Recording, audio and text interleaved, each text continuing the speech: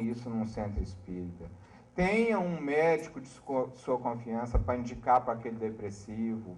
Tenha uma equipe de atendimento fraterno treinada para identificar, pelo menos de uma maneira leiga, se aquilo é uma depressão ou sugere um caso de depressão, para encaminhar para um profissional fazer uma avaliação, para que junto com a desobsessão possa vir o tratamento também dessa pessoa. Porque se você vai lá e realmente usa todas as técnicas que você sabe, magia, não sei o quê, e mexe nisso, mexe naquilo, tal, mas não orienta, que aquela pessoa está daquele jeito, mas não é por causa do obsessor, não é por causa da pressão espiritual que ela está sentindo, mas por conta dessas coisas que eu estou esclarecendo aqui hoje no meu seminário e que eu esclareço no meu livro, ela vai embora feliz da vida e continuar com o controle remoto na mão em casa, arrogante, egoísta, tomando conta da vida dos outros. Daqui a pouco ela volta com o obsessor na carcunda dela de novo. Que esse obsessor já não está dando nem conta dela mais. Que às vezes ele melhora e ela continua doente. É verdade. Então isso é assistencialismo. A gente fala que assistencialismo é só ficar dando comida para o outro e não dar evangelho, não educar. Isso também é assistencialismo. Ficar livrando o outro da dor que é dele, que ele tem que aprender como ele deve sair da dor dele. Então o centro espírita não só deve aliviar, porque Jesus deixou isso muito claro. O princípio de medicina espiritual do Cristo e de educação terapêutica é: vinde a mim, todos vós que estáis cansados e oprimidos, e eu vos curarei.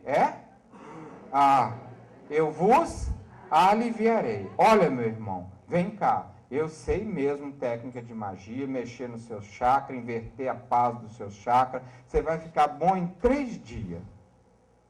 Que nem aqueles macumbeiros da rua, né? 3 dias eu trago tudo de volta para você, entendeu? Agora, veja bem, são só 3 dias. Depois disso, se você não começar a mudar, vai voltar tudo pior, entendeu como é que é? E você tem que mudar nisso. Orientar a pessoa. Porque senão você fica no assistencialismo. Você tem muita gente aí, né, que é bom nisso, em técnica, não sei o quê, vem cá, que nós temos um espírito lá, que é uma maravilha. Os espíritos da saúde do plano espiritual que trabalham com Jesus, eles são os primeiros a se enquadrar nesse processo de alívio. Nada mais, cura é com o doente. Jesus curou 9 leprosos. Quantos voltaram para agradecer? 1. Esse foi o único que curou. Os outros 9 ficaram pior depois, a informação que a gente tem. É verdade. A prova da cura está nisso, na atitude da criatura. Senhor, voltei para te agradecer. Reconheci de fato a minha lepra. Os outros foram e acharam que estavam curados. Os outros 9 não voltaram. Então é importante a gente dar esse processo de alívio. Cura é com a pessoa. Num segundo momento, nós vamos ver como é construída a depressão e vamos então trabalhar essa figura que eu já vou deixar aqui no quadro com vocês para a gente dar uma parada, tomar um café, ver se tem pão de queijo nessa casa, né? Entendeu como é que é?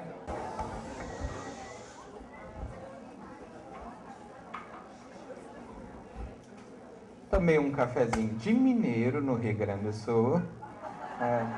Lá nós chamamos café machoxô. E vocês aqui? Café machoxô. Macho? Macho? É quente, forte. Bem forte. Quanto mais forte, mais machoxô. Legal. Isso aí. Muito bem. Vamos dar sequência ao nosso tema, já que nós vamos até 00:30, né? Então nós temos que começar agora, rapidinho, né? Eu vou fazer mais uma pequena apresentação e lá pelas 5 eu passo para as perguntas, que era o propósito de deixar essa última hora para a gente fazer um trabalho mesmo de conversar com vocês, ouvir um pouco vocês, tá? Naturalmente, por escrito, como é um grupo maior, vai ficar melhor. Outra coisa, eu fiquei sabendo que tem um grupo embaixo, né? Assistindo, mais 100 pessoas lá embaixo, no umbral, lá embaixo, né? Estão lá no umbral, lá embaixão. Então, para vocês aí do umbral, um grande abraço.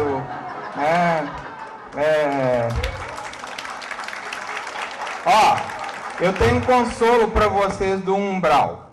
Muita gente que está aqui no céu, às vezes depois acaba passando do umbral para baixo. Em vez de ir para um umbral, vai para o 2 brau, vai para o 3 brau, vai para o 4 brau. Então não fica preocupado não. E eu vou junto, hein? Cuidado. Isso.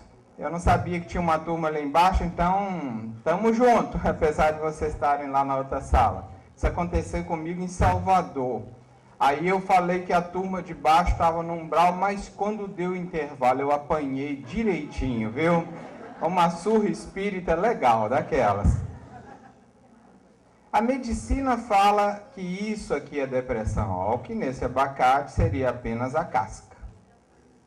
A medicina, essa depressão clássica, numa ótica do espírito mortal, depressão é apenas a casca de um abacate, porque para dentro ainda tem muita coisa, como matriz dessa doença que a medicina classifica como um desequilíbrio neuroquímico, um desajuste na serotonina, um desajuste em diversos neurotransmissores da vida cerebral. Medicina, a função dela é essa, é ciência, é pautar com hipóteses de trabalho, com investigação, com análise, está tudo no seu lugar. Mas a medicina dos espíritos vai muito além, está muito adiantada, está 100, 200 anos na frente. Então, na ótica do espírito imortal, o que a medicina classifica como depressão é apenas uma casca de um problema. Aqui nós usamos a metáfora do abacate, ela está no livro, inclusive, essa imagem. Eu construí 12 ilustrações no livro todo para facilitar para o depressivo, que nem sempre gosta de ler, o conteúdo do que está na obra. O fruto, né, que é aquilo que, vamos dizer assim, a parte mais nuclear da depressão, a parte que envolve o núcleo da depressão, é rebeldia. É o comportamento velho que precisa ser reciclado. A grande maioria dos quadros de depressão, rebeldia está na matriz desses casos. Isso é até um consenso entre terapeutas e profissionais de saúde mental. Vários já perceberam que o depressivo ele apresenta sempre esse traço de comportamento. Rebelde, não aceita as coisas, como eu já disse aqui hoje. Porém, como eu disse, antes de uma doença psíquica, existe uma doença moral. E o caroço do abacate é isso, egoísmo. Então, isso aqui seria o que nós poderíamos chamar, dentro dos aspectos médicos e científicos, uma cartografia singela, despretensiosa, uma cartografia da vida psíquica do depressivo à luz do espírito mortal, né? Apenas para dar uma ideia de como que é a ótica da espiritualidade sobre essa doença, como é que eles avaliam isso, como é que eles analisam. Como é que é construído uma depressão? Qual é a provável estrutura evolutiva da depressão? Começa tudo com o egoísmo, e toda vez que o egoísmo surge também apego. Meu carro, meu filho, meu cachorro, a minha casa. O egoísmo ele tem esse poder de conexão, de ligação com aquilo que é considerado pelo seu autor ou pelo sujeito como dele. Isso é meu. A história evolutiva da nossa humanidade é uma história de egoísmo e apego, tanto que Buda, lá antes do Cristo, já falava que a grande origem da maioria dos sofrimentos é exatamente o quê? Apego. Buda já falava isso, né? E quem se apega a qualquer coisa que seja, se for convidado pela vida a perder isso que se apega, vai ter muito medo. Medo o tempo todo de perder a vida, medo o tempo todo de ficar pobre, aquela história que eu contei hoje, de enlouquecer. Alguém aqui tem medo de enlouquecer? Não? Já enlouqueceu, né? Vocês que trabalham com consultório devem ouvir muito esse tipo de queixa, esse tipo de narrativa. seus pacientes chegando lá, ó, eu tenho um medo enorme de enlouquecer, porque minha cabeça está assim, assim, assado. Eu tenho uma experiência pessoal com bons resultados. Toda vez que um paciente meu chega dizendo isso, eu digo para ele assim, que bom que você tem medo de ficar louco. Você é um candidato a não ficar. Eu tenho medo daqueles que não têm medo de ficar louco. É verdade. Isso é lógico, é sensato. A pessoa que tem medo de enlouquecer e ela está numa perturbação mental, ela ainda tem a sua sanidade preservada a ponto dela perceber que ela não está bem. Então ela está lutando para tentar sair daquilo. Essa não vai ficar maluca. Tem grande chance de não ficar. Esse medo ele é defensivo, ele é protetor. Agora, nós não aprendemos a lidar com medo. Eu tenho, inclusive, um seminário. Vocês foram lá em BH, Alda, foi no seminário do medo ou da depressão? Você e seu marido foram lá. Você foi em qual, Isabel? A Isabel também esteve no meu seminário em BH, curando seus medos. Né? E nesse seminário eu mostrei exatamente isso.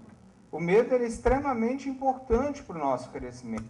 Nós não fomos treinados e educados para saber o que fazer com o medo que a gente tem. Toda vez que você tem medo de alguma coisa, esteja certo. Esse seu sentimento, ele é um indicador, um termômetro de que você tem algo dentro de você bonito, talentoso a desenvolver. Interessante, né? Olhar para essa perspectiva. Eu tenho um medo muito grande de enlouquecer. Você é uma pessoa que tem grandes talentos dentro de você, com possibilidades enormes de ser uma pessoa harmonizada, sadia e equilibrada. O seu medo de perder isso é um indício que você dá conta disso. Então, nessa linha de raciocínio, os nossos medos, muitos deles são indicadores de que há algo dentro de você precisando ser desenvolvido, um talento, uma coisa boa, uma qualidade. Né? Eu tenho um medo enorme de ficar pobre.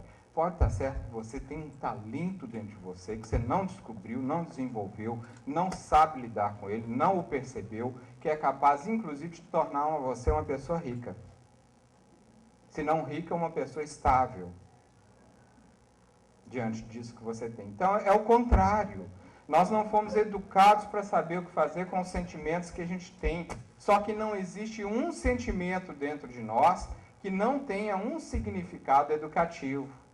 Nós aprendemos isso muito errado, inclusive dentro da religião. E inclusive dentro do espiritismo. Não sei, espírita de verdade não sente mágoa. Espírita de verdade não sente inveja. Espírita de verdade não tem tesão.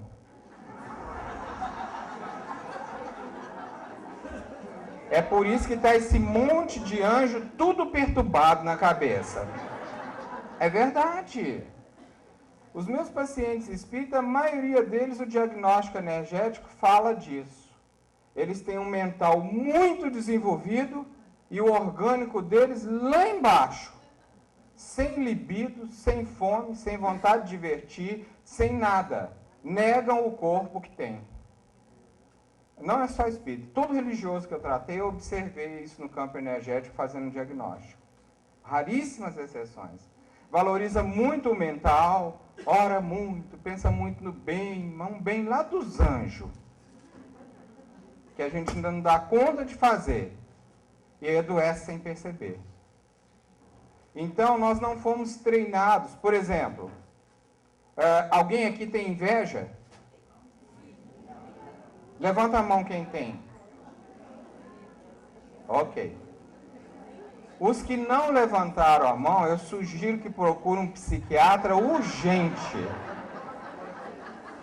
Porque nenhum de nós vai adquirir sanidade sem saber lidar com este sentimento. Ele é extremamente importante para o nosso equilíbrio mental e para a nossa vida emocional sadia. Nós não fomos treinados para saber o que fazer com inveja. Nós fomos treinados para dizer, espírita e cristão de verdade não sente inveja. Então, eu estou falando de uma coisa que o senhor Allan Kardec analisou com profundidade em O Livro dos Espíritos, no capítulo das paixões, onde ele coloca que não existe nada no homem que não seja divino. Ele vai por esse caminho. Todo o princípio originário do mal foi posto no homem Não existe nada no homem que não seja divino. Ele vai por esse caminho. Todo o princípio originário do mal foi posto no homem para o bem. Lembram desse trecho do Livro dos Espíritos? Todo os sentimentos, necessidades, o princípio originário das paixões, vocês podem checar isso lá no item das paixões, no Livro dos Espíritos, foi colocado no homem para o bem. O ciúme, o egoísmo, o orgulho. Só que nós não fomos educados, orientados, a humanidade está começando a entrar nessa etapa, a saber o que fazer com o que a gente sente por dentro de nós. Qual que foi a consequência disso? O nosso ciúme, o nosso orgulho, a nossa inveja, o nosso egoísmo são venenosos. Nos destrói e destrói quem está à nossa volta. Mas essas coisas são de Deus. Então nós estamos, inclusive, entrando em um momento da sociedade, da educação, da ciência, e Jung trabalhou muito isso, em que esse lado sombrio que nós fomos orientados, mal orientados pela religião, a negar, a matar, a extinguir, ele não deve sofrer esse tipo de ação da nossa parte, ao contrário. Nós temos que fazer contato com o nosso sombrio de forma amorosa. Descobrir que nesse sombrio há diamantes luminosos, há luzes esperando o nosso trabalho de desenvolvimento. Há talentos e vocações aguardando que a gente os recupere dentro de nós e se torne uma criatura divina. E a depressão é um dos caminhos para isso. A dor da depressão, ela faz essa viagem ao sombrio, mas não para você sofrer, mas para você descobrir esses talentos que estão inatos em você e está na hora de se lidar com ele. Então, é muito importante a gente perceber isto. Todos os sentimentos têm uma razão, a rebeldia tem, a tristeza tem, o ciúme tem. E como a vida vai fazer a gente viver aquilo que a gente tem medo de perder, a gente cai na rebeldia, na revolta. E isso vai para a vida de relação do depressivo. Aqui eu vou apresentar rapidamente para vocês quais são os sentimentos, esse gráfico também está, essa ilustração está no livro, os principais sentimentos que um depressivo sente: tristeza, culpa, raiva, medo. Este é o principal sentimento que dá origem à depressão. O depressivo é alguém que tem muita raiva. Muita raiva. Raiva da vida. Raiva das coisas serem como são. Raiva do seu corpo, raiva da sua profissão, raiva de ter nascido. Eu vejo depressivos brigando com seus pais. Detesto, por que eles me trouxeram? É desse jeito, é muita raiva. As principais atitudes: perfeccionismo, rigidez, desrespeito aos limites, arrogância. Falei de algumas aqui hoje para vocês, Evidentemente, gente, quando estou fazendo um seminário de apenas 4 horas, tentando resumir um livro. Isso fica muito difícil, até para mim, que sou o autor. A ideia era só apresentar a vocês quais foram as minhas mestras, as vigas, que eu segui no livro. O livro é para ser estudado, examinado, pontuado página a página. Então, não tenho nenhuma pretensão de esgotar. Eu vou passando mais rápido por algumas coisas que lá eu aprofundo. Aqui estão os estados psíquicos mais comuns de um depressivo. E esse aqui, é o principal. Difícil um caso de depressão sem presença de angústia. Angústia é o nível máximo de uma pessoa em crise aguda de depressão, da doença. Muita angústia. Alguém aqui já sentiu angústia alguma vez na vida? Agora está aumentando o número de mãos. Ninguém quer ir no psiquiatra.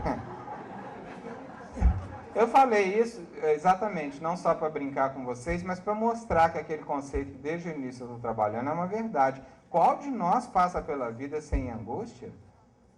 E isso é depressão, naquela ótica do espírito imortal. Te afasta da sua paz interior, te atormenta. te tira o sono. Quais são os estados energéticos de uma pessoa com depressão? Desvitalização, desalinhamento dos chakras, morbo. O morbo é uma energia pesada. Pode haver uma congestão dela ou uma escassez. Muitas pessoas chegam no centro para serem tratadas, depressivos, estou me sentindo cansado, sem energia, desvitalizado. A grande maioria dos casos de depressão é isso mesmo, há uma perda de energia enorme.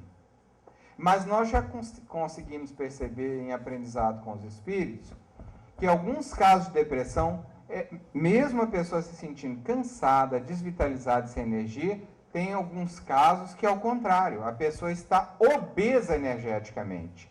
Ela não consegue metabolizar a sua energia com a natureza. Ela está com muita energia. E aí o que acontece? Olha aqui, eu tenho certeza que vocês vão achar isso interessante. O que acontece nesse caso de obesidade energética? Aí a gente vai usar a fluidoterapia espírita com essa pessoa. Ela vai tomar passe e vai piorar. Vai piorar. Olha que não é interessante pensar nisso? Por quê? Vamos supor que ela aqui está obesa energeticamente. Chegou cansada, desvitalizada, estou me sentindo assim, sem energia. Qual o primeiro diagnóstico que todo mundo faz? Ela precisa de energia. Às vezes, esse mesmo sintoma é um indício de excesso de energia que ela não está conseguindo metabolizar, pôr para fora. Vai tomar o passe. A hora que o passista dá mais passe nela, vai mais energia, o que acontece? Ela sai mais gordinha de energia. O que vai acontecer? Ele vai passar mal. Aí ele liga para o passista, liga para o centro. Não, isso aí deve ser porque deve ter um obsessor se afastando devagarzinho e tal. Leva para o lado místico da coisa. Não tem nada disso. Às vezes ela está no excesso e já vai receber mais. É impressionante isso. Né? Isso é bem um assunto para ser analisado. Opa, aí a pessoa, como é que fica uma pessoa com esse tanto de coisa? Claro, insatisfeita, infeliz, triste. Tristeza, que é o sentimento mais destacado da depressão, costuma ser o mais sumido diante de uma estrutura psíquica e emocional quando analisada com mais detalhes. É muito mais do que tristeza, é insatisfação, é não ter vontade de viver. Hermance Dufour, no seu livro Mereça Ser Feliz, faz uma incursão por essa palavra insatisfação crônica da vida. E eu aprendi com ela no livro Mereça Ser Feliz que o oposto da felicidade não é a tristeza, é a insatisfação. Tá? O oposto da felicidade é a insatisfação. E tristeza é o oposto da alegria. São muito diversos uma coisa e outra. Então vamos ver como extrair preciosas lições dessa dor. É a parte que eu menos vou me dedicar no seminário, mas é a parte que eu mais me dediquei no livro. Exatamente que se eu fosse fazer só esta parte do meu livro com vocês, eu já gastaria 4, 5, 6 horas. Então é só para vocês tomarem contato com o que eu coloco lá. Primeiro, a cura por meio da educação emocional. O primeiro passo é esse, vestir essa camisa aí, ó. Eu me amo, não posso mais viver sem mim. Não é bonitinho isso?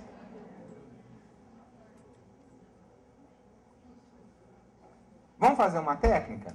Pode? Legal? Eu faço muito nos meus seminários profissionais, técnicas e tal, mas hoje não era proposta aqui, né? Ainda mais que tem gente no umbral, entendeu? Eu só faço isso com gente boa, angelical.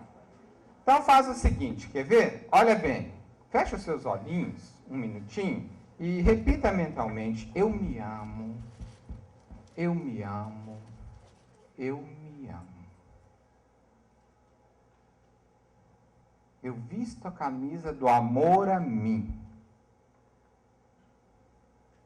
Agora você vai pegar a sua mão direita, leva no ombro esquerdo, pega a sua mão esquerda, leva no ombro direito e dá um abraço bem gostoso em você. Sinta esse amor a você. Olha que gostoso esse contato. Olha.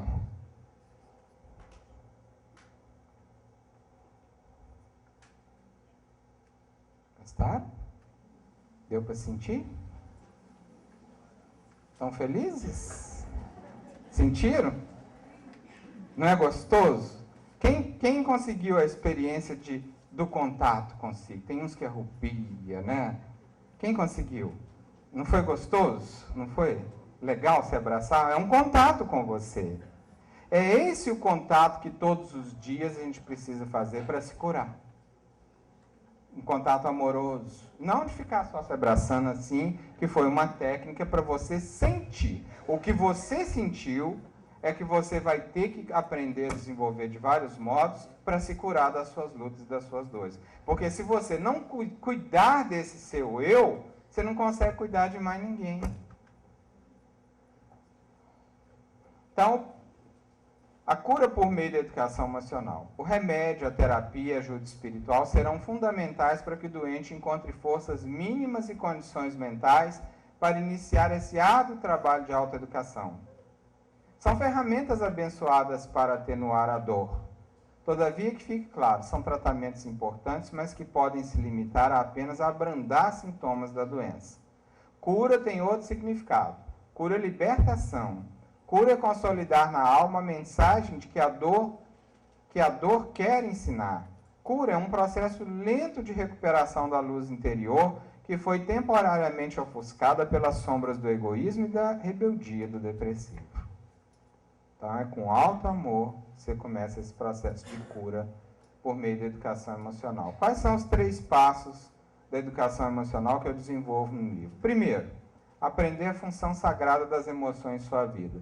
Aprender para que serve culpa, para que serve tristeza, para que serve revolta, para que serve medo. Porque se a gente não aprende para que servem as principais emoções que um depressivo vive, ele vai ficar no torvelinho daquilo, aprisionado, completamente aprisionado naquilo, tentando sair, negando o que ele sente. E não é negando que sai, é tomando consciência do que cada emoção quer te mostrar sobre você. O segundo passo é aprender como se tratar com bondade e amor, a gostar de si, construir uma valorosa estima pessoal.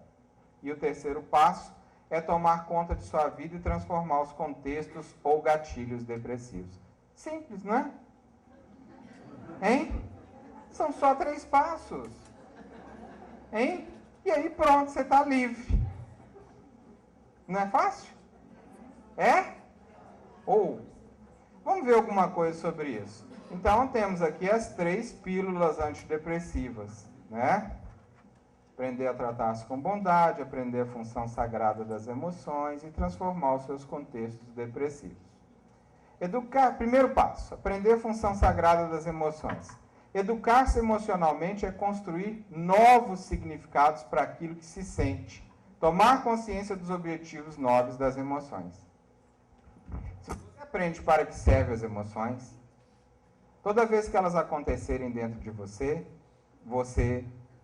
ao invés de sofrê-las, você vai dar a elas um novo significado. Vamos fazer um exercício? Então tá. Você saiu daqui e o seu carro, de fato, desmaterializou. Qual que é o sentimento? Tristeza. Ok. Hein? Raiva? Pode. Bom, tá bom. Pode ser raiva. Mas eu vou fazer com a tristeza e você vê se dá certo com a sua raiva, ok? Então, você está lá, desesperado, chateado, foi na delegacia, o carro não apareceu, vai para casa, está triste. Qual a função sagrada da tristeza na nossa vida? Adaptação. Toda vez que você sentir tristeza, é um sentimento que vem para jogar você para dentro, para você pensar como se adaptar àquela situação com a qual você se entristeceu. Então, o que você tem que fazer no exemplo do carro que eu dei? Ok, então não achei meu carro, fiz tudo ao meu alcance, não apareceu. Então deixa eu ouvir o que é que a minha tristeza tem para me dizer, porque eu estou muito revoltado com isso. Já saí da tristeza e entrei na revolta, e da revolta já estou na depressão. Então, tristeza, você vai fazer um contato com você e vai te perguntar, tristeza, o que é que você quer me dizer? E aí você vai ouvir algumas coisas do tipo assim: olha, vai se acostumando porque você vai andar de busão. Olha, se acostuma porque você vai a pé para o trabalho. Olha, trabalhe mais porque você vai gastar pelo menos uns 3 anos para arrumar dinheiro de novo, para comprar um próximo. São essas coisas ou parecidas com essa que a tristeza vai te dizer. E aí você fala assim, porra, mas não tem vantagem nenhuma ouvir isso. Então não ouve e vai sofrer. Agora você faz contato com a tristeza, ela te diz isso, você às vezes já sabe que é isso, e você pede ajuda dela. Então me ajude. Eu quero me adaptar a essa realidade. Faz isso para você experimentar, o que vai acontecer? A função dela é divina, e não te massacrar. Mas a gente não quer dar atenção ao que está sentindo. Não fomos ensinados a respeito disso. Vai sofrer. Vai sofrer. Ah, pois é. Então vamos aplicar isso agora numa outra situação. Eu fui traída pelo meu marido. Ainda bem que aqui não deve acontecer isso, né? Mas lá em Minas Gerais, isso aí é um inferno, né? Aqui eu vejo pela minha mediunidade que não acontece. Tá tudo verdinho, né? Esses gaúchos aí, meio ogro aí, hein? Cuidado, vai tudo para 1 brau, 2 brau, 3 brau. Veja bem, ok, então, eu não esperava isso de você. Depois de 30 anos de casamento, olha só, você me arruma uma de 25. Eu não esperava isso de você. Isso é o quê? Que sentimento é esse que essa mulher está? Que sentimento é esse? Como é que chama isso? Ah, mágoa. Então o que você tem que fazer? Respira, toma contato com você. Mágoa. O que é que você quer me ensinar nessa dor?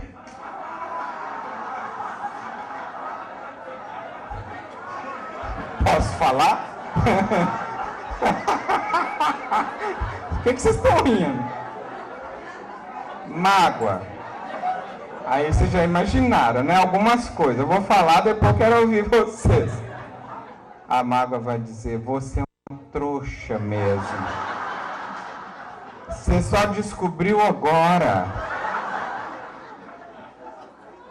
Ou algo do tipo, quem mandou você esperar de um pé rapado tanta coisa? É isso.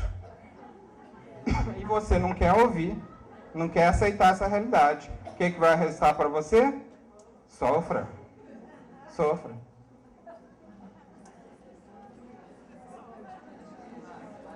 Vocês estão gostando ou estão achando ruim? Que cara é essa? Nossa, Vanderlei, você está sendo muito frio. Gente, eu estou sendo realista, a vida é isso. Será que eu estou doido? Nós não queremos olhar a realidade da vida e é por isso que a gente sofre. Pô, então eu vou ter que aguentar uma traição? Não, traição ninguém merece. Mas se ela surge no seu caminho, você vai ter que aprender a lidar e a continuar a viver, concorda? Você vai morrer com alguém que não merece? Ou por alguém que não merece o seu amor? É isso. Mágoa. Sabe que eu não tinha pensado nisso? Filha da mãe, agora ele vai ver comigo. Não dou mais atenção. Não levo mais dentro de mim essa mágoa, porque a mágoa é exatamente isso. É alguém que fecha uma brasa ardente na sua mão, esperando a hora certa para jogar na cara do seu ofensor. Quem perde com isso? Eu não esperava. Minha mãe sempre falava bem de você para mim. As duas são equivocadas. Mágoa é um sentimento muito doloroso, mas ele tem um sentido muito divino na vida da gente. Eu sugiro a vocês lerem o livro do José Mário, através da minha mediunidade, chamado Quem Sabe Pode Muito, Quem Ama Pode Mais. Já leram, né? Que é o que veio antes do Quem Perdoa Liberta. Se você adquirir esse livro e não quiser ler, leia só o capítulo Estudando a Mágoa. Esse capítulo foi escrito pelo José Mário numa época em que eu me encontrava muito magoado com um grupo de pessoas na minha vida, pessoas espíritas. E aí, quando ele escreveu lá assim, que a mágoa é um sentimento que acontece na vida da gente para a gente poder enxergar alguma coisa sobre a gente que a gente não quer ver de outro jeito. Ah, mas eu parei de psicografar, joguei a caneta em cima da mesa e falei assim, espera aí, como é que é isso? Eu estou magoado, me ofenderam, e eu ainda vou ter que olhar para mim para descobrir uma coisa que eu não quero ver de outro jeito? Fiquei revoltado, atrapalhei o trabalho mediúnico dele naquele dia. E ele virou e falou para mim assim, não sou eu que estou inventando isso, foi Jesus que criou esse trem. Trem, né? Trem, você sabe o que é, né? Coisa de mineiro. É perdoar 70 vezes 7. Te bater numa face, dá outra. A outra significa você descobrir o que há em você para ter merecido aquele primeiro tapa. Aí eu falei assim, mas não pode.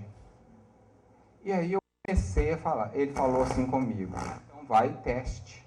Experimente, você não está muito magoado? Sua mágoa, inclusive, está atrapalhando o nosso trabalho mediúnico.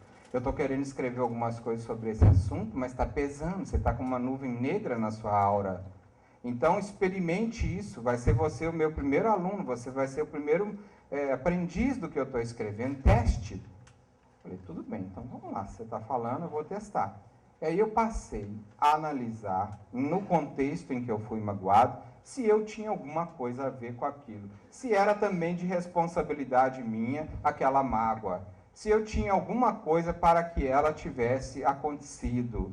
Se de fato eu tinha algo a enxergar sobre mim que eu não estava querendo ver. Gente, eu não descobri, não foi só uma dúzia de coisas, não. Eu descobri, por exemplo, que eu não sabia dizer não na minha vida. E quem não sabe dizer não vai ser muito magoado.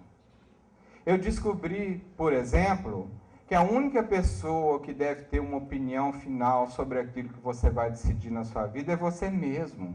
E eu não sabia fazer isso, eu queria ouvir todo mundo, menos eu.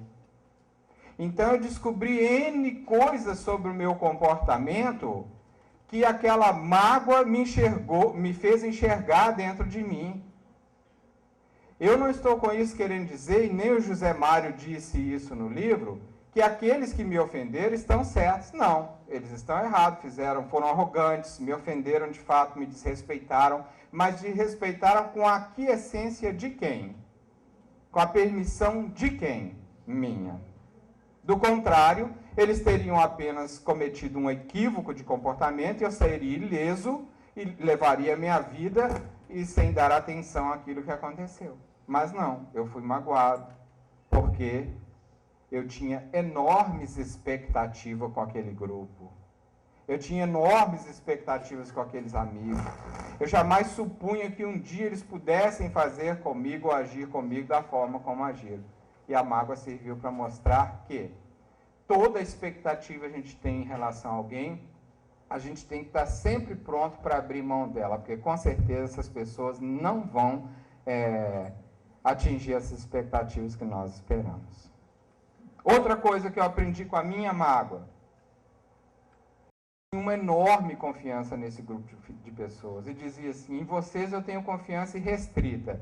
Se você tiver confiança irrestrita em qualquer pessoa na sua vida, se prepara, você vai ser magoado. Confiança não é para ser irrestrita. Confiança é uma coisa boa demais para ser irrestrita, tem que ter um limite. Ninguém merece confiança irrestrita, porque ninguém vai dar conta dela. Eu aprendi, mas foi muita coisa que mudou a minha vida com a minha mágoa. E sabe qual que é a boa notícia? Só depois que eu comecei a analisar o que é que havia em mim para que aquela mágoa existisse, é que ela começou a se dissolver. E eu me libertei dela. Hoje eu amo profundamente essas pessoas que me ofenderam, apesar de reconhecer que a atitude deles não foi boa na época, mas eu os respeito, já os abracei, né? Mas aprendi outra coisa com a mágoa. Tem pessoas que às vezes, porque elas não mudam o seu comportamento depois de nos magoarem, não vale a pena mais continuar a convivência. Então eu amo muito essas pessoas hoje, mas quero elas bem longe de mim. É verdade, isso Jesus ensinou também em alguns dos seus versículos do Evangelho. A mágoa nos dá o direito de escolher como vai ser a nova relação com aquela pessoa que nos magoou, e isso a nosso favor. Se você, inclusive, achar que não vale a pena a continuidade, o dever que todos temos é o de amá-la. Não importa se perto, longe, em que contexto for, mas necessariamente não de continuar a mesma relação. Porque senão o que acontece? É aquela mulher traída, vem cá, você me perdoa, foi uma falha minha, e eu quero recomeçar. E isso ele já está recomeçando pela 26ª vez. Então, se você quer ser mais magoada, recomece. Entendeu como é que é? Não quero recomeçar, não quero continuar, para mim basta, já aprendi que eu tinha que aprender, até o tema de amanhã, né? Os casamentos que curam, né? E para mim não interessa mais a nossa... Eu quero ser sua amiga, quero te respeitar, continuo te amando, mas não mais como marido, e vamos encerrar isso, porque eu não aguento mais ser ofendido. Assim como há aquela mulher que às vezes é uma primeira ocasião que isso acontece, ela acha que vale a pena continuar a relação, perdoar, perdão faz parte do processo, e ela retome e as coisas caminham. Então, cada história é uma história. Mas o certo é que a mágoa, ela quer ensinar algo sobre nós, que nós não queremos ver de outro jeito. Com filho, então, hein? Filho magoa? Por que filho magoa? Porque a gente espera demais. A gente tem modelos para os nossos filhos na nossa mente. E às vezes os nossos filhos são melhores do que o que a gente espera e a gente ainda se magoa. É verdade. Eu tenho histórias dessa. Eu tenho 4 filhos, né? Eu tenho histórias dessa. Sai melhor do que a gente esperava. Meus filhos, 3 deles foram educados na doutrina desde o berço. Um deles, com 3 meses, já estava em encontro espírita. Eu acho que ele já estava dando passe, entendeu? O gesto dele não era de uma criança de 3 meses. Chama Victor Hugo.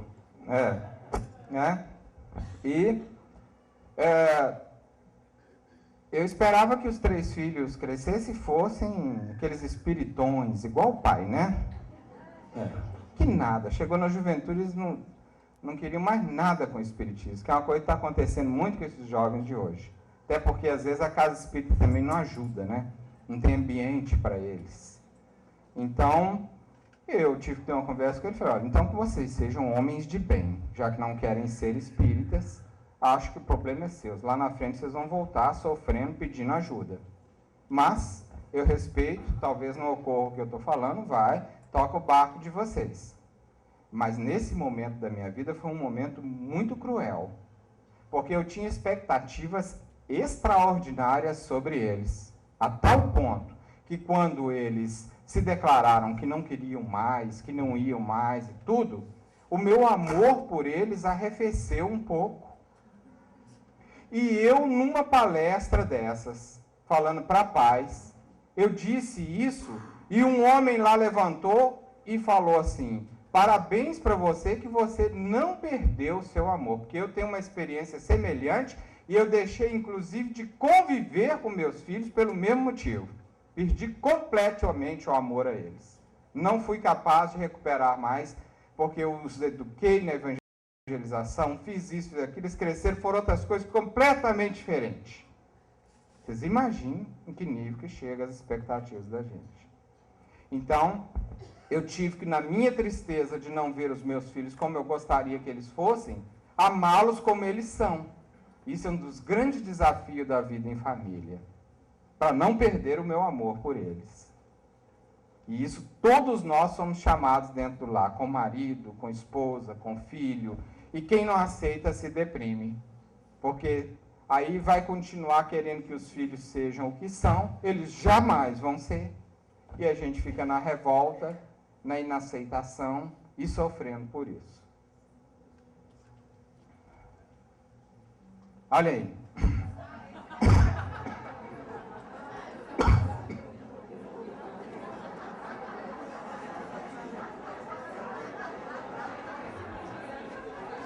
Bacana, né? Você é uma mãe que não aceita os filhos. Fica desse jeito aí, ó. Né?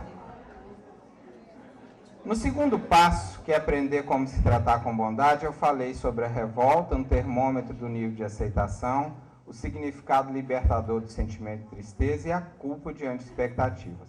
São as coisas que eu desenvolvi no livro. No segundo passo, ainda, aprender a se tratar com bondade, eu falei de construção da estima pessoal, reciclar seu sistema de crenças pessoais, a perda da ilusão da perfeição e a terapia da aceitação. São coisas que eu fui desenvolvendo dentro de cada passo lá no livro. Né? Esse aí. Isso é o terceiro passo que eu vou falar a seguir. Será que vocês identificam qual é o terceiro passo? Olha, lá no Nordeste, num seminário que eu estava fazendo, eles me disseram assim: este gato deve ser cego, coitadinho. O dia eu estava no Rio e eles bolaram uma outra. Nada, não é que cego nada, esses cachorros são tudo evangelizados, entendeu como que é?